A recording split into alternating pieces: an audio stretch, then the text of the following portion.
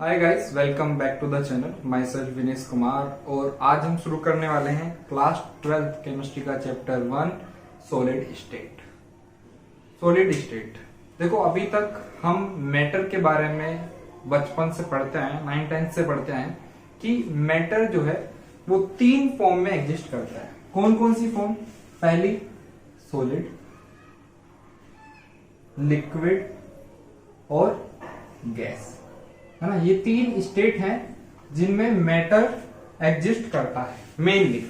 ठीक है, अब देखो, कोई भी सब्सटेंस सॉलिड, लिक्विड या गैस फॉर्म में एग्जिस्ट करता है, इसके पीछे रीजन होता है 2 यूनिवर्सल अपोजिट टेंडेंसीज के मैग्नीट्यूड, है ना। इन 2 यूनिवर्सल अपोजिट टेंडेंसीज का मैग्नीट्यूड डिसाइड करता है कि सब्सटेंस सॉलिड स्टेट में रहेगा, लिक्विड स्टेट में रहेगा या फिर गैसियस स्टेट में रहेगा। अच्छा, ये यूनिवर्सल अपोजिट टेंडेंसीज क्या है? अगर बात करूं तो पहली टेंडेंसी होती है mutual attraction, tendency of mutual attraction, tendency of mutual attraction. अच्छा, इसका मतलब क्या है? इसका मतलब है कि सब्सटेंस जो है उसमें जो पार्टिकल्स हैं उनके बीच में म्यूचुअल अट्रैक्शन, उनके बीच में अट्रैक्शन कितना है, उसी को बोला है हमने टेंडेंसी ऑफ म्यूचुअल अट्रैक्शन, जिसको मैं MA से भी डिनोट करूंगा। ठीक है, फिर दूसरी होती है अपनी tendency to escape from each other, escape from each other. कहने का मतलब है कि जो पार्टिकल्स हैं उनमें अपने से एक दूसरे से एस्केप करने की टेंडेंसी कितनी है, मतलब दूर भागने की टेंडेंसी कितनी है, उसको हमने बोला है एस्केपिंग टेंडेंसी। इसको मैं शॉर्ट में लिखूंगा तो ET लिख दूंगा। अब देखो, अगर mutual attraction, tendency of mutual attraction ET से, मतलब एस्केपिंग टेंडेंसी से बहुत ज्यादा है, तो उस टाइम पे अपनी सॉलिड स्टेट, मतलब जो सब्सटेंस है वो सॉलिड स्टेट में रहना प्रेफर करता है। वहीं पे अगर म्यूचुअल अट्रैक्शन और एस्केपिंग टेंडेंसी में काफी, मतलब जो दोनों है वो रिलेटिवली कंपेरेबल है, मतलब बहुत ज्यादा फर्क नहीं है, उस टाइम पे जो अपनी स्टेट होगी वो क्या होगी? Liquid state. ठीक है, लिक्विड स्टेट। वहीं पे अगर मैं बात करूं जब जो अपनी एस्केपिंग टेंडेंसी है वो क्या हो जाए?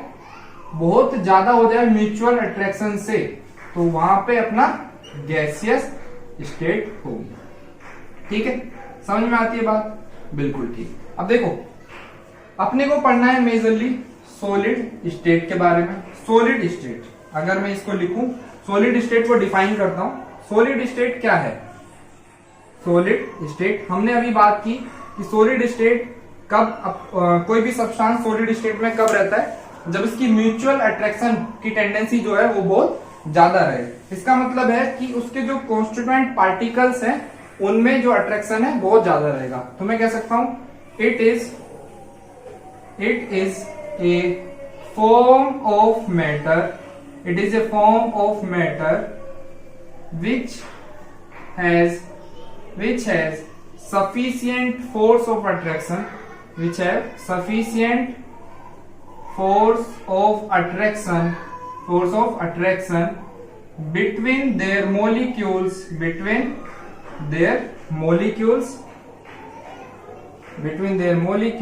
so that they cannot escape, move past each other, है ना, move past each other। मतलब कहने का मतलब ये है कि सॉलिड मैटर की वो फॉर्म है which has sufficient force of attraction between their molecules, वो फॉर्म जिसमें मॉलिक्यूल्स के बीच में काफी अच्छा फोर्स ऑफ अट्रैक्शन होता है, और इतना फोर्स ऑफ अट्रैक्शन होता है कि उनके जो मॉलिक्यूल हैं एक दूसरे से मूव पास्ट नहीं करेंगे, एक दूसरे से दूर दूर नहीं भागेंगे। ठीक है, हम बचपन से पढ़ते आ रहे हैं सॉलिड्स की कुछ कैरेक्टरिस्टिक्स क्या? जैसे सॉलिड्स क्या होते हैं? डेफिनेट शेप होती है इनकी, और वॉल्यूम भी डेफिनेट होता है।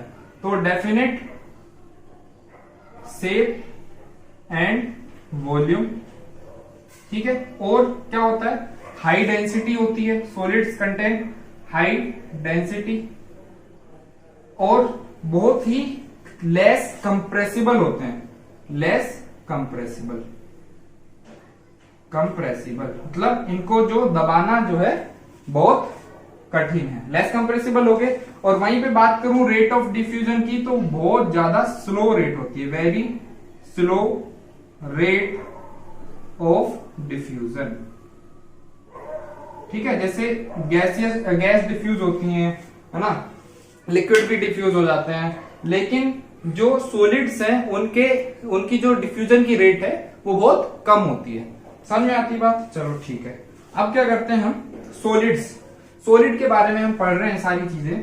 अब सॉलिड्स के टाइप के बारे में पढ़ेंगे, सॉलिड के कितने टाइप होते हैं और किस बेसिस पे हमने सॉलिड को कैटेगराइज किया है। देखो, जो कॉन्स्टिट्यूएंट पार्टिकल्स हैं वो किस तरीके से अरेंज हैं, इस बेसिस पे हमने सॉलिड को दो टाइप में डिवाइड किया, उसमें कैटेगरी में बांट दिया है। एक जिसको हम बोलेंगे क्रिस्टलाइन सॉलिड, ठीक है, क्या बोलेंगे, क्रिस्टलाइन सॉलिड्स, और दूसरा अमोर्फस सॉलिड्स, अमोर्फस सॉलिड्स। ठीक है, क्रिस्टलाइन सॉलिड और अमोर्फस सॉलिड्स, दो टाइप ऑफ सॉलिड्स में हमने इनको डिवाइड कर दिया है। अच्छा देखो, क्रिस्टलाइन सॉलिड्स क्या होते हैं, ऐसे सॉलिड्स जिनमें जो कॉन्स्टिट्यूएंट पार्टिकल्स हैं उनके अरेंजमेंट में एक रेगुलर पैटर्न देखने को मिलता है। ऐसे सॉलिड्स जिनके अरेंजमेंट में एक रेगुलर पैटर्न देखने को मिलता है, उन सॉलिड्स को हम क्या बोलते हैं, क्रिस्टलाइन सॉलिड्स। वहीं अगर मैं बात करूं अमोर्फस सॉलिड्स की, तो ऐसे सॉलिड्स जिनके पार्टिकल्स की अरेंजमेंट में, जिनके कॉन्स्टिट्यूएंट पार्टिकल्स की अरेंजमेंट में कोई भी पैटर्न देखने को नहीं मिलता, उन्हें हम क्या बोलते हैं, अमोर्फस सॉलिड्स। तो कह सकते हैं कि रेगुलर पैटर्न, है ना। पहला अगर मैं डिफरेंस की बात करूं तो क्या होता है, फिक्स्ड और regular pattern, regular pattern of arrangement of their constituent particles, regular pattern of arrangement of their constituent particles. तो ऐसे सॉलिड्स को हम क्या बोलते हैं, क्रिस्टलाइन सॉलिड्स। ऐसे सॉलिड्स जिनके अरेंजमेंट में एक रेगुलर पैटर्न देखने को मिलता है, क्रिस्टलाइन सॉलिड। अगर वहीं पे बात करूं, do not have any fixed और regular pattern, do not have any fixed और रेगुलर पैटर्न, तो इनको क्या बोलते हैं हम, अमोर्फस सॉलिड्स। अगर और फर्दर बात करूं मैं अमोर्फस सॉलिड्स की, तो देखो अमोर्फस, अगर इसका मैं वर्ड, एक ग्रीक वर्ड है, इसका अगर मैं मीनिंग ढूंढूं तो ये होता है शेपलेस, मतलब ऐसे सॉलिड्स जो सॉलिड्स की तरह मैकेनिकल प्रॉपर्टीज तो रखते हैं, जैसे तुम्हारा डेफिनेट रिजिडिटी होती है, लेस कंप्रेसिबिलिटी होती है, कुछ रिफ्रैक्टिव इंडेक्स होता है, लेकिन इनका जो कैरेक्टरिस्टिक शेप है वो डिसाइड नहीं हो पाता, मतलब कोई पर्टिकुलर शेप नहीं है इन लोगों का। ठीक है, तो कहने का मतलब है कि ये क्या है, अपने कोई कैरेक्टरिस्टिक शेप नहीं रखते हैं। अगर मैं बात करूं इसी तरह से, ये एक ऐसी क्वालिटी या फिर टेंडेंसी रहती है इनके पास कि ये लिक्विड्स की तरह बहुत स्लो फ्लो भी करते हैं, मतलब टेंडेंसी टू फ्लो भी होती है। जैसे अगर मैं बात करूं कांच की, है ना, तुमने देखा होगा जो विंडोज में कांच लगे होते हैं, अगर काफी पुराने कांच हो, सालों हो गए वो लगे हुए, तो नीचे में थोड़ा मोटापन आ जाता है, उनमें नीचे से मोटे हो जाते हैं, ऊपर से पतले रह जाते हैं। तो होता क्या है कि ये ऐसे सॉलिड्स हैं जो रूम टेम्परेचर पे फ्लो करने की टेंडेंसी रखते हैं, लेकिन फ्लो बहुत स्लो होता है। समझे बात को? तो इसी कारण जो है इन सॉलिड्स को हम क्या बोलते हैं, ट्रू सॉलिड्स नहीं बोलते हैं, स्यूडो सॉलिड्स बोलते हैं। और एक नया नाम दिया है क्या, सुपर कूल्ड लिक्विड। तो मैं बोल सकता हूं these are not true solids, not true solids, and also called pseudo pseudo solids और super cold liquid, super cold liquids. ठीक है, और इसको क्या बोलेंगे हम, इसमें ऐसा कोई भी टेंडेंसी नहीं होता है फ्लो करने का, तो इसलिए इनको ट्रू सॉलिड्स बोलते हैं। ठीक है, अब देखो, अब एक और डिफरेंस है इनके बीच में, क्या कि ये जो क्रिस्टलाइन सॉलिड्स होते हैं वो एक लॉन्ग रेंज ऑर्डर सॉलिड होते हैं। लॉन्ग रेंज ऑर्डर सॉलिड्स का मतलब क्या है? लॉन्ग रेंज ऑर्डर सॉलिड का मतलब है कि जैसे इन सॉलिड्स में एक रेगुलर पैटर्न देखने को मिलता है ना, अब उसी पैटर्न का अगर एक छोटा सा पोर्शन में उठाऊं और उसको रिपीट करता रहूं, आगे बढ़ता रहूं उसी के साथ, तो एक पूरा क्रिस्टल हमको वैसा का वैसा मिल जाएगा। समझे कि जब मैं जितनी दूर भी जा रहा हूं हर जगह मेरे को सेम पैटर्न देखने को मिल रहा है। तो इसलिए हम क्या बोलते हैं इसको, long range order solids, long range order solids. Long range order solid कहने का मतलब है कि कितनी दूर भी चले जाओ, है ना, तुमको जो पैटर्न है वो हमेशा सेम देखने को मिलेगा। लेकिन अगर अमोर्फस सॉलिड्स की बात करें तो इनको शॉर्ट रेंज ऑर्डर सॉलिड बोलते हैं। शॉर्ट रेंज ऑर्डर सॉलिड क्यों? क्योंकि इनमें जो अगर पैटर्न अगर दिखे भी तो वो बहुत थोड़े डिस्टेंस के लिए दिखता है, उसके बाद एक इरेगुलरिटी दिखती है अपने को, है ना, कोई पैटर्न नहीं दिखता है, इसलिए इनको क्या बोलते हैं, शॉर्ट रेंज ऑर्डर, है ना, बहुत दूर तक कोई इनमें पैटर्न नहीं होता। ठीक है, अगर उसके बाद मैं बात करूं एक और डिफरेंस की, तो वो होता है कि क्रिस्टलाइन सॉलिड्स जो होते हैं इनका जो मेल्टिंग पॉइंट या बॉइलिंग पॉइंट होता है एक शार्प होता है। तो क्या बोल सकता हूं कि दिस है शार्प मेल्टिंग पॉइंट या बॉइलिंग पॉइंट। लेकिन अगर अमोर्फस सॉलिड्स की बात करूं तो इनका मेल्टिंग पॉइंट या बॉइलिंग पॉइंट शार्प नहीं होता है, do not have sharp melting point या बॉइलिंग पॉइंट। कहने का मतलब क्या है? कहने का मतलब ये है शार्प मेल्टिंग पॉइंट या बॉइलिंग पॉइंट का कि देखो जैसे ग्लास है, ग्लास एक अमोर्फस सॉलिड की कैटेगरी में आता है ना, मैंने बताया कि इसमें फ्लो करने की टेंडेंसी रहती है, ट्रू सॉलिड नहीं है। जब हम ग्लास को हीट करते हैं तो जब ग्लास को हीट करते हैं तो वो सॉफ्ट होता है, पहले सॉफ्ट होके फिर फ्लो करने लगता है। तो कहने का मतलब है कि हीट करा तो वो सॉफ्ट हुआ, लेकिन उसमें कोई चेंजेस, स्टेट में कोई चेंजेस देखने को नहीं मिला, मतलब जैसे सॉलिड से लिक्विड में वो कन्वर्ट नहीं हुआ। तो कह सकते हैं इसीलिए इनका जो मेल्टिंग पॉइंट या बॉइलिंग पॉइंट है वो शार्प नहीं होता है। जबकि क्रिस्टलाइन सॉलिड को जब हम हीट करते हैं तो एक पर्टिकुलर टेम्परेचर पे सॉलिड से लिक्विड में कन्वर्ट हो जाते हैं। ठीक है, अच्छा एक और पॉइंट की बात करते हैं। एक और पॉइंट है जो बहुत ही इंपॉर्टेंट है, इसको बोलते हैं हम कि crystalline solids are anisotropic in nature.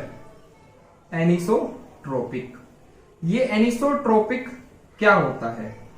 Anisotropic का मतलब है कि अगर तुम्हारा कोई क्रिस्टल है और उसके कि तुम किसी भी डायरेक्शन में चले जाओ, है ना, कि डिफरेंट डिफरेंट डायरेक्शन में जाने पर तुम्हें क्या मिलेगा, डिफरेंट डिफरेंट प्रॉपर्टीज मिलेंगी, मतलब एक ही प्रॉपर्टीज अलग अलग मिलेगी। जैसे रिफ्रैक्टिव इंडेक्स अगर मैं मानूं, मतलब एक पर्टिकुलर पॉइंट पे रिफ्रैक्टिव इंडेक्स कुछ है, इस डायरेक्शन में जा रहे हो तो इस डायरेक्शन में जो रिफ्रैक्टिव इंडेक्स होगा वो डिफरेंट होगा। क्यों होता है ऐसा? देखो सिंपल है, मैं मान लो ये पार्टिकल्स हैं, ठीक है, यहां पर मैं ए ले लेता हूं, ये बी है, ये फिर ए, ये बी, ये यहां पर B, A B, A B, A B. अच्छा देखो, अगर मैं क्या करता हूं, मैं मान लो इस डायरेक्शन में चलता हूं, जब मैं इस डायरेक्शन में चलूंगा तो मेरे इस डायरेक्शन में जाने पर सिर्फ मेरे को क्या मिल रहा है, ए, ठीक है। जबकि अगर मैं इस डायरेक्शन में चलूं तो मेरे को ए बी कुछ इस तरह का पैटर्न मिल रहा है। तो कहने का मतलब है अगर इस डायरेक्शन में चलूं तो पार्टिकल्स अलग हैं, इस डायरेक्शन में चलूं तो पार्टिकल्स अलग हैं। तो इसलिए फिजिकल प्रॉपर्टीज भी डिफरेंट होती हैं, अलग अलग डायरेक्शन में जाने पे अलग अलग टाइप की, मतलब अलग अलग प्रॉपर्टीज देखने को मिलती हैं। वहीं पर अगर मैं बात करूं अमोर्फस सॉलिड्स की, तो ये क्या होते हैं, आइसोट्रोपिक। आइसोट्रोपिक का मतलब क्या होता है? आइसोट्रोपिक का मतलब होता है same properties in different direction. ना अलग अलग डायरेक्शन में, मतलब अपने को प्रॉपर्टीज क्या मिलेंगी, सेम देखने को मिलेंगी। और इसका मतलब क्या होता था, डिफरेंट प्रॉपर्टीज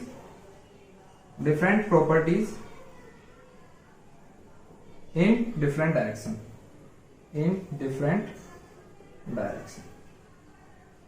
ठीक है। अब देखो इसमें आइसोट्रोपिक क्यों होता है, देखो हर जगह क्या है, एक इरेगुलर पैटर्न अरेंजमेंट है, इरेगुलर पैटर्न है पूरा, ठीक है, कहीं पे कुछ कहीं पे कुछ कहीं पे कुछ, तो हर जगह अपने को क्या मिल रहा है, इरेगुलर पैटर्न। तो इधर भी जाओ तो इरेगुलरिटी है, इधर भी जाओ तो इरेगुलरिटी है। तो एक तरीके से कह सकते हो कि थोड़ा सिमिलर है ना, सभी जगह हर डायरेक्शन में अपने को इरेगुलरिटी ही देखने को मिलेगी। तो इसीलिए जो फिजिकल प्रॉपर्टीज हैं वो भी अपने को सेम ही देखने को मिलती हैं, कोई डिफरेंस नजर नहीं आता जब अपन अलग अलग साइड्स में अलग अलग डायरेक्शन में चलते हैं, ठीक है। तो ये एक बड़ा फर्क है कि ये एनिसोट्रोपिक होते हैं, ये आइसोट्रोपिक होते हैं नेचर में, मतलब इनकी हर डिफरेंट डायरेक्शन में प्रॉपर्टी सेम रहती हैं। जबकि क्रिस्टलाइन सॉलिड्स की अगर मैं बात करूं तो डिफरेंट डायरेक्शंस में प्रॉपर्टीज चेंज होती रहती है। मतलब अगर इस साइड में रिफ्रैक्टिव इंडेक्स कुछ और है तो इस साइड चलोगे तो रिफ्रैक्टिव इंडेक्स कुछ और देखने को मिलेगा, ठीक है। अगर मैं एग्जांपल की बात करूं,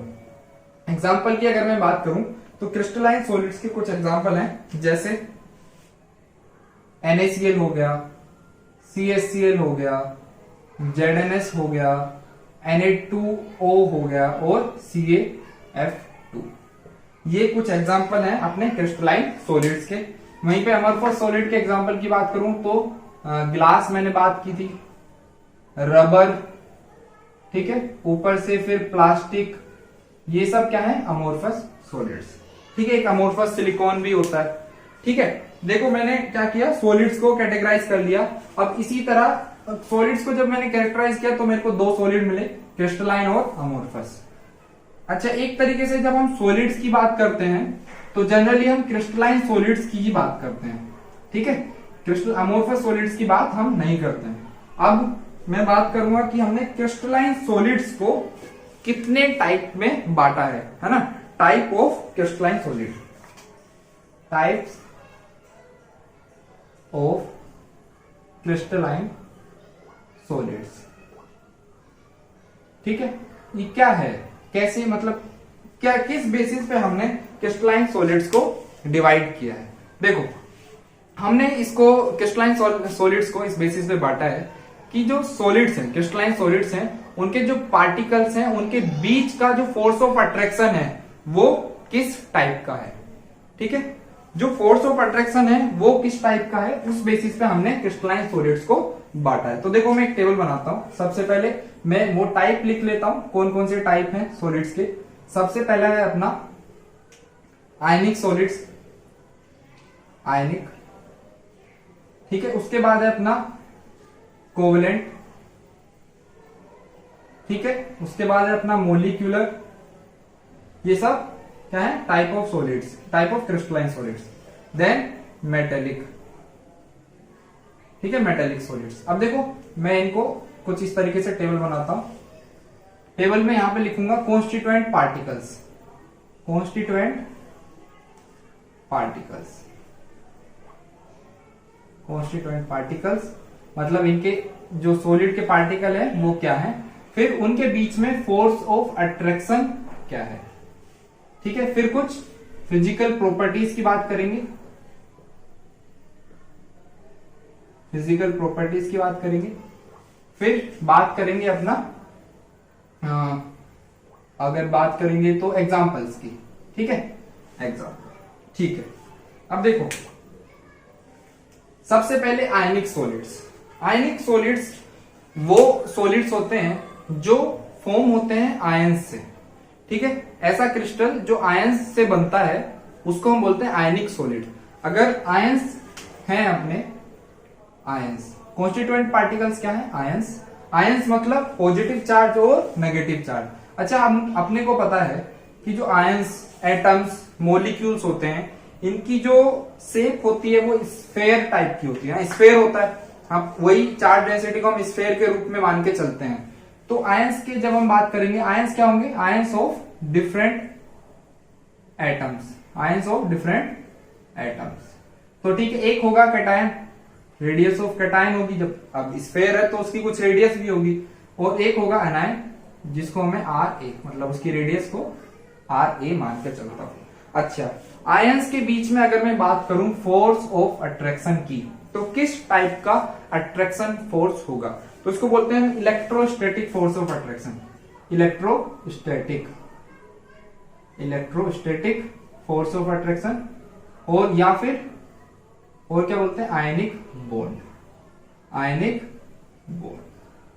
ठीक है, अपने को पता है, देखो आयनिक बॉन्ड एक बहुत अच्छा बॉन्ड है ना, काफी स्ट्रॉन्ग बॉन्ड है। इसी कारण जो इनके पार्टिकल्स हैं वो एक दूसरे से काफी क्लोजली अटैच होते हैं, काफी स्ट्रॉन्ग अटैचमेंट होता है इन पार्टिकल्स के बीच। इसी वजह से जो इनकी फिजिकल प्रॉपर्टी, मतलब नेचर जो होता है, काफी हार्ड सॉलिड्स ये होते हैं। ठीक है, हार्ड सॉलिड होते हैं। अगर मैं बॉइलिंग पॉइंट और मेल्टिंग पॉइंट की बात करूं तो वो भी बहुत ज्यादा हाई होता है। ठीक है, वहीं पर अगर मैं बात करूं कि इलेक्ट्रिसिटी कंडक्ट करते हैं या नहीं, देखो यहां पे एक बहुत अच्छा पॉइंट है कि आयंस हैं तो इलेक्ट्रिसिटी कंडक्ट करेंगे, लेकिन सॉलिड स्टेट में है तो मूवमेंट नहीं हो पाती। सॉलिड स्टेट में इन आयंस की मूवमेंट नहीं हो पाती, इसीलिए अगर ये सॉलिड्स मतलब सॉलिड स्टेट में इलेक्ट्रिसिटी कंडक्ट नहीं कर पाते।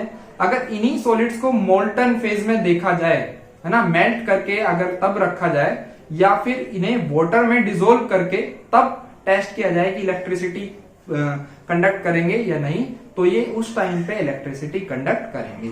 तो कहने का मतलब है कि सॉलिड स्टेट में कंडक्ट नहीं करते हैं इलेक्ट्रिसिटी को, बट मोल्टन स्टेट में या फिर जब वाटर में डिसोल्व करके टेस्ट करेंगे तो ये इलेक्ट्रिसिटी कंडक्ट करेगा। ठीक है, इसको लिख देता हूं मैं, डज नॉट कंडक्ट इलेक्ट्रिसिटी। मैं इसको थोड़ा सा आगे लिख देता हूं। ठीक है, does not conduct electricity in solid state but conduct electricity in molten और aqueous phase, in molten and aqueous phase. ठीक है, ये बात हो गई अपनी। अगर मैं एग्जांपल की बात करूं तो वही जैसे NaCl किससे बना होता है, Na+ और Cl- से, फिर CHCl CS+ और Cl- से, है ना, Zn+2 और S-2 से बन के होता है, फिर Na2O और CaF2। ठीक है, CaF2। तो ये सब है अपने आयनिक सॉलिड्स के एग्जांपल। अब बात करते हैं कोवलेंट सॉलिड्स। पता चल रहा है कोवलेंट सॉलिड है, इसी नाम से पता चल रहा है अपने को कि अगर फोर्स ऑफ अट्रैक्शन की बात करें तो वो क्या होगा, कोवलेंट बॉन्ड। ठीक है, तो मैं कोवलेंट बॉन्ड एक फोर्स ऑफ अट्रैक्शन में लिख देता हूं। इस टाइप के जो सॉलिड होंगे उनके बीच का फोर्स ऑफ अट्रैक्शन क्या होगा, कोवलेंट बॉन्ड। अच्छा, कॉन्स्टिट्यूएंट पार्टिकल्स क्या होते हैं, कॉन्स्टिट्यूएंट पार्टिकल्स होते हैं एटम्स ऑफ सेम या फिर डिफरेंट एलिमेंट, है ना, कोई सेम भी हो सकता है, डिफरेंट भी हो सकता है।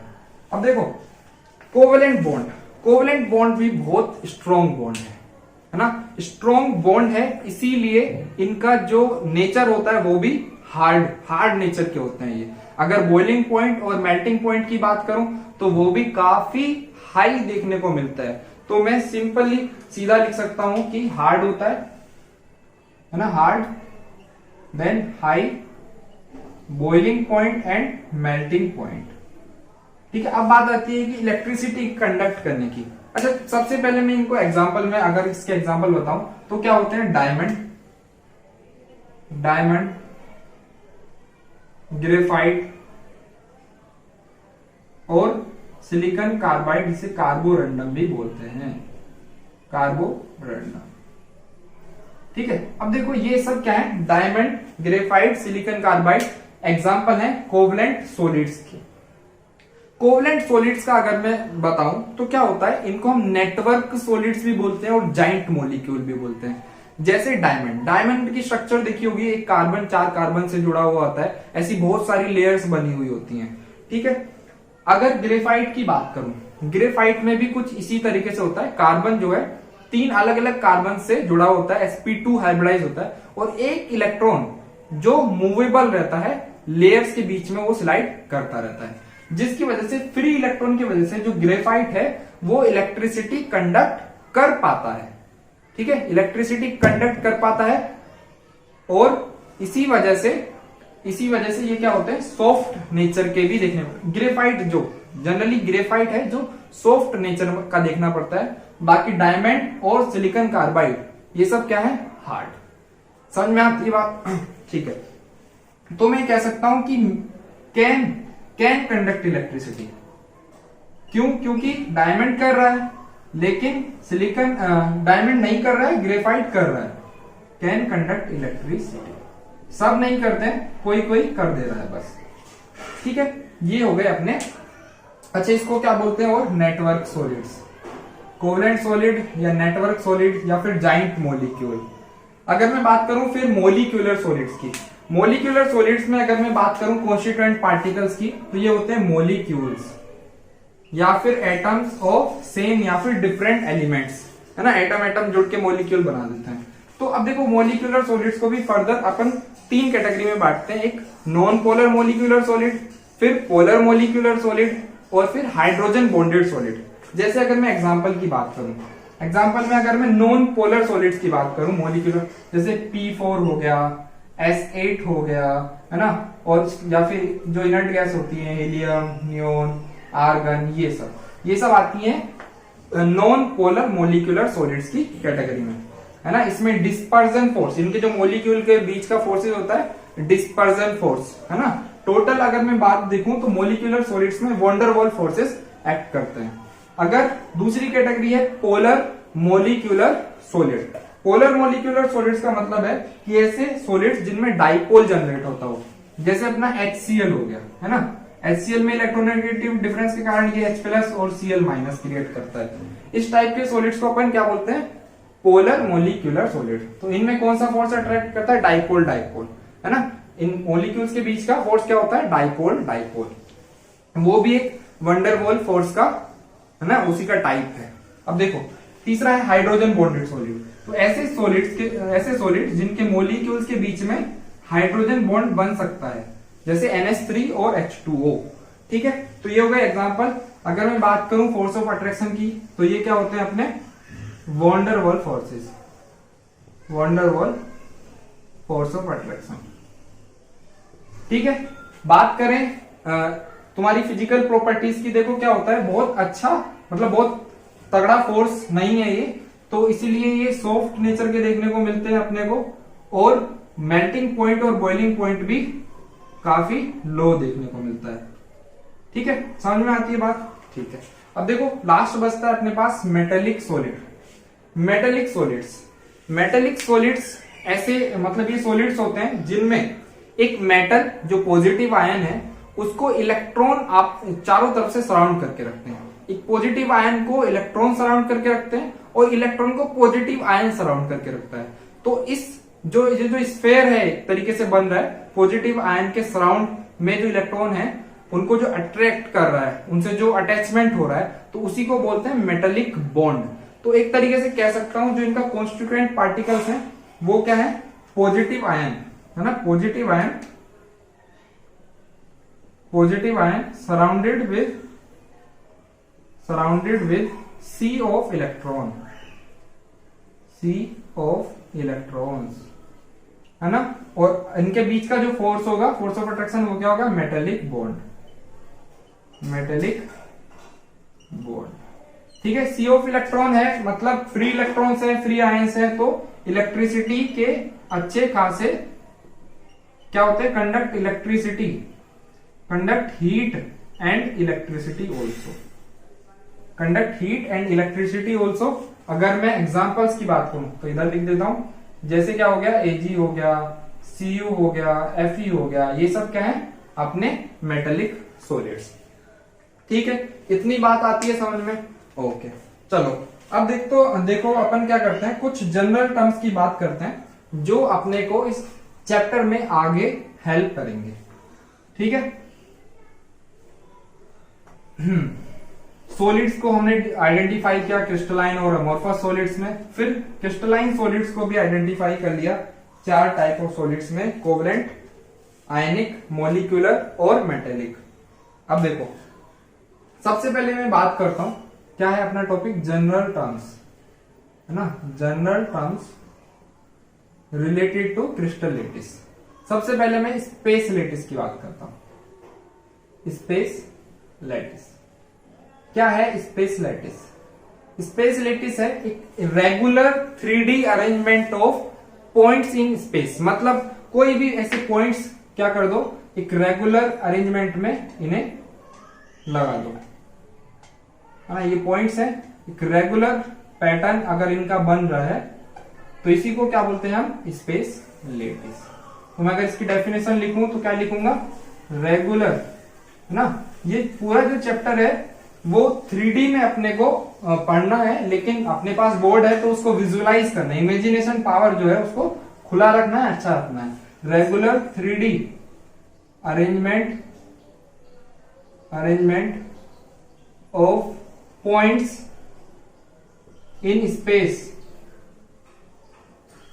Is called space lattice, regular space lattice, ठीक है। Regular 3D arrangement of points in space is called space lattice. अब देखो ये जो है हर इस पॉइंट को अपन क्या बोलेंगे, लैटिस पॉइंट, क्या बोलेंगे, लैटिस पॉइंट। अब ये देखो यहीं पे खत्म नहीं हो पा रहा है, ऐसा नहीं है कि यहाँ पे खत्म हो जा रहा है, ये ऐसे चलता जा रहा है। हमने बस एक छोटे से पोर्शन को दिखाया है, ये ऐसे बहुत बड़ा पोर्शन है। तो कहने का मतलब है कि हर एक लैटिस पॉइंट के सराउंडिंग में जो एटमॉस्फेयर होगा वो इक्वल होगा, एक जैसा होगा। जैसे इसके सराउंड में ये है, ये है, यहाँ पर है, ये भी है, तो इसके सराउंड में भी एक ये है, ये है, ये है, ये सब। तो एटमॉस्फेयर जो है वो लैटिस पॉइंट के अराउंड सिमिलर होना चाहिए। ये हमारी दो चीजें, पहला इनको क्या बोलेंगे हम, लैटिस पॉइंट, ठीक है। तो ये होगी अपनी स्पेस लैटिस। दूसरा अगर मैं बात करूं तो ये होता है क्रिस्टल लैटिस। क्रिस्टल लैटिस क्या है? अगर स्पेस लैटिस के जो पॉइंट है, स्पेस लैटिस के जो पॉइंट है उन्हें हम किसी एटम, मॉलिक्यूल या आयंस से रिप्लेस कर दें तो उस टाइम जो अपने को अरेंजमेंट मिलता है उसे क्या बोलते हैं हम, क्रिस्टल लैटिस। जैसे एग्जांपल में अगर बात करूं NaCl, NaCl के बारे में थोड़ी सी अगर जानकारी में दूं तो NaCl में क्या क्या है, आयंस है, कौन से, Na+ और Cl- वाले, ठीक है। एक Na+ को 6 Cl- आयन सराउंड करके रखते हैं और ठीक उसी तरह एक Cl- को 6 Na+ आयन सराउंड करके रखते हैं। तो मैं क्या करता हूं, इनको इस तरीके से लिख लेता हूं। देखो Cl- है, इसको Na इधर से सराउंड करके रखेगा, Na इधर से सराउंड करके रखेगा, इधर से सराउंड करके रखेगा, ठीक है। ऊपर से भी सराउंड करके रखेगा, पीछे से भी सराउंड करके रखेगा, आगे से भी सराउंड करके रखेगा। तो वो 3D की बातें हो गई, उन पे नहीं जाते हैं। ऐसे Cl-, देखो Cl- इधर से Na+ रखेगा, इधर से Na+ रखेगा, ठीक है। फिर आगे से, फिर पीछे से, तो ये भी Cl- हो गया, यहाँ भी Cl- हो गया, ये Cl- हो गया, Cl-, Na+, ये पे Na+, Cl-, ये Cl-, Na+।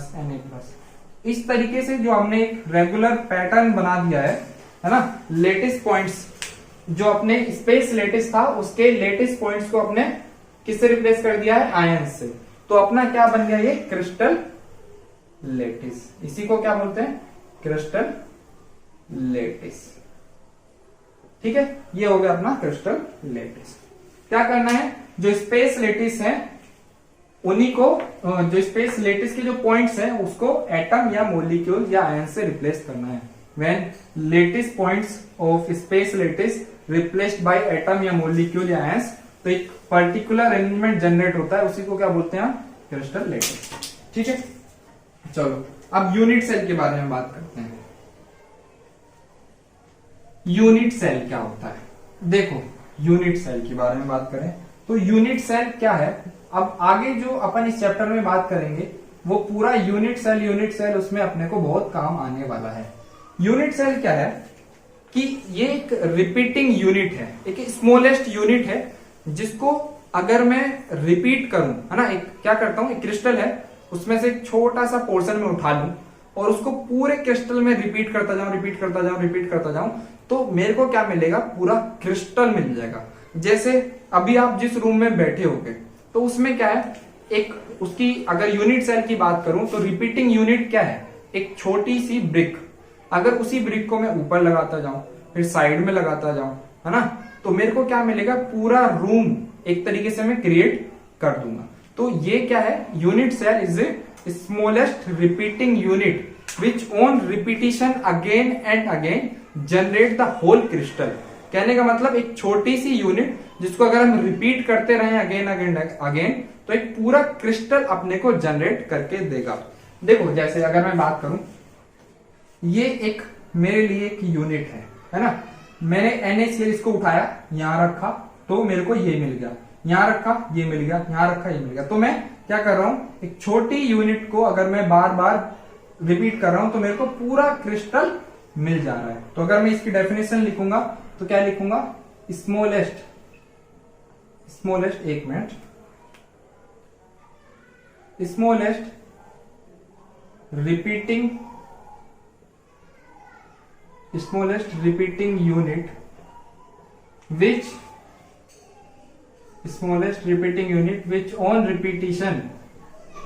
which on repetition again and again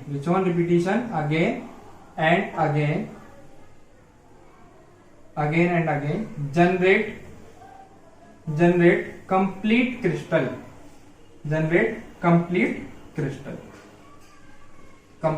lattice। ठीक है, जनरेट कंप्लीट क्रिस्टल लेटिस। ठीक है, इतनी बात आती है समझ में। ओके, अब देखो हमने जो यूनिट सेल है उसको कुछ टाइप्स में बांटा है। आई होप यूनिट सेल अब समझ में आया होगा। ठीक है, ऐसा छोटा पोर्शन जिसको अगर हम रिपीट करते रहे तो पूरा क्रिस्टल मेरे को मिल जाता है। अच्छा, बात करते हैं टाइप ऑफ यूनिट सेल। सब चलना बंद हो गया है। Type of unit cell, generally जो अपने सिलेबस में है यूनिट सेल क्यूबिक शेप वाली यूनिट सेल है ना। 3 डायमेंशन में अगर हम देखें तो ऐसी सेल जो क्यूब क्रिएट करती हैं, वैसी यूनिट सेल के बारे में अपने को पढ़ना है। तो ऐसी यूनिट सेल को हमने और 2 टाइप में बांटा है। एक प्रीमिटिव, है ना, प्रीमिटिव, जिसे सिंपल क्यूबिक भी बोलते हैं, सिंपल क्यूबिक। ठीक है, सिंपल क्यूबिक। और दूसरी है नॉन प्रीमिटिव। नॉन प्रीमिटिव और प्रीमिटिव में क्या डिफरेंस है? प्रीमिटिव यूनिट सेल वो यूनिट सेल हैं जिनमें जो एटम्स हैं, जिनमें एटम्स सिर्फ कॉर्नर्स पे प्रेजेंट रहते हैं, है ना। ऐसी यूनिट सेल जिनमें लेटिस पॉइंट क्या है, सिर्फ कॉर्नर्स ही हैं। यानी अब उन लेटिस पॉइंट्स पे क्या होते हैं, एटम या मोलिक्यूल या आयंस प्रेजेंट होते हैं। तो एटम्स जिन पे सिर्फ कॉर्नर्स पे ही प्रेजेंट हो, जैसे कि अगर मैं बात करूं क्यूब अगर मैं बनाऊं तो इस तरीके का होता है।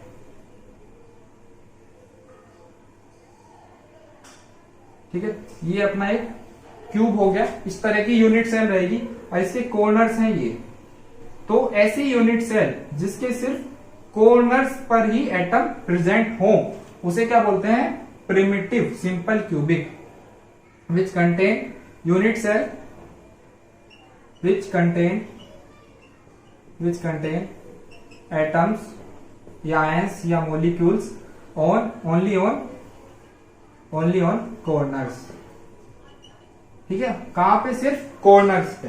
अगर मैं बात करूं नॉन प्रिमिटिव की, नॉन प्रिमिटिव में क्या होता है, ऐसी यूनिट सेल्स जिन पे कॉर्नर्स पे तो एटम है ही है, साथ में बॉडी सेंटर या फिर सेंटर्स, मतलब सेंटर्स पे भी एटम रहते हैं। अब कौन कौन से सेंटर, फेस सेंटर, है ना। जैसे ये क्यूब है, क्यूब की कितनी फेजेस हैं, है ना। फिर इसका क्या है, एक बॉडी का सेंटर भी होगा, इसका बॉडी सेंटर जो मतलब एकदम बीच में आता है यहाँ पर। ठीक है, ये एक हो गया फेस सेंटर जो फेस का सेंटर है। एक होता है बॉडी सेंटर जो पूरे क्यूब का सेंटर है, जैसे रूम के बीच में एक सेंटर होता है। तो क्या होंगे? ऐसी यूनिट सेल जिन पे कॉर्नर्स पे भी एटम प्रेजेंट हो प्लस कोई सेंटर पे भी एटम प्रेजेंट हो, कॉर्नर पे भी और सेंटर पे भी। ऐसे पहली अगर मैं बात करूं तो इसको बोलते हैं body center cubic unit cell. इसमें क्या होता है? एटम कॉर्नर पे प्रेजेंट रहते हैं प्लस बॉडी के सेंटर पे प्रेजेंट भी होते हैं।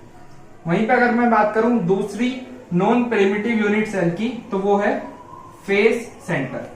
क्या है? Face centre.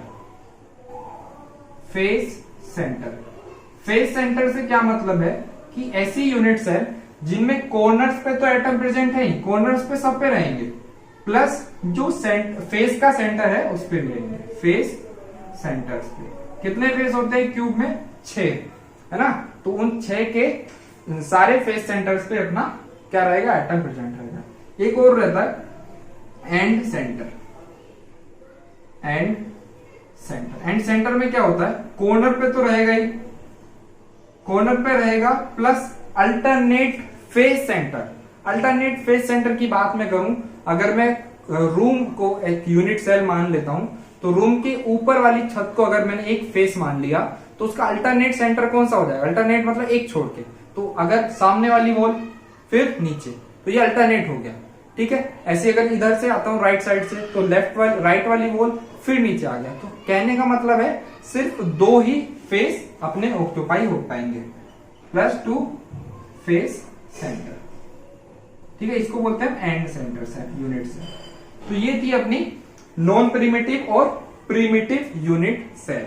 तो हमने आज बात करी, सबसे पहले सॉलिड की बात करी, फिर टाइप ऑफ सॉलिड्स की बात करी, क्रिस्टलाइन अमोर्फस सॉलिड की बात करी, फिर हमने बात करी कि क्रिस्टलाइन सॉलिड भी 4 तरीके के होते हैं, आयनिक, कोवलेंट, मोलिक्यूलर एंड मेटेलिक।